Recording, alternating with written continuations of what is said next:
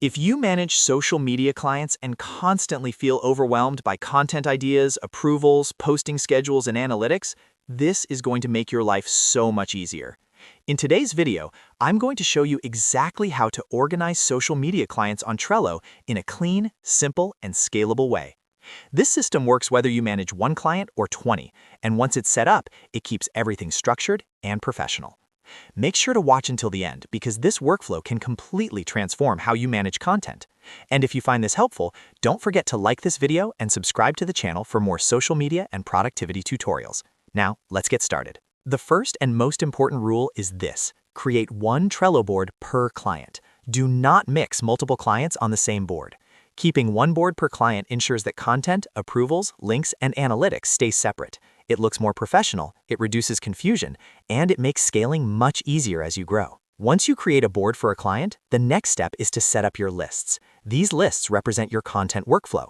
Create the following lists in this exact order: content ideas, drafting, design or editing, client review, scheduled, posted, and analytics. Think of these lists as stages in a pipeline. Every piece of content will move from left to right until it's completed. Now here's where the magic happens. Every single post becomes one card. For example, let's say you're creating an Instagram reel called Home Buying Tips. That title becomes the name of the card. Click into the card and start adding all the important details inside it. In the description section, paste the full caption. Add your hashtags underneath the caption so everything is stored in one place. Include the hook line at the top so you always know how the video starts. If you're using Canva or Google Drive for creative assets, paste the share link directly inside the cart. This way you never have to search your folders again. Next, set the posting date using Trello's due date feature. This turns Trello into a lightweight content calendar. You can even enable Calendar View to see all scheduled posts visually across the month. To make things even more organized, use labels to categorize platforms. Create labels for Instagram, Facebook, LinkedIn, TikTok, or paid ads, whatever platforms you manage. This allows you to filter content by platform instantly, especially helpful if one client is active on multiple channels. Now let's talk about workflow. When you brainstorm ideas, add cards to the content ideas list. Once you're ready to start writing, simply drag the card to drafting. After the caption is written and the concept is clear, move it to design or editing so visuals or videos can be created.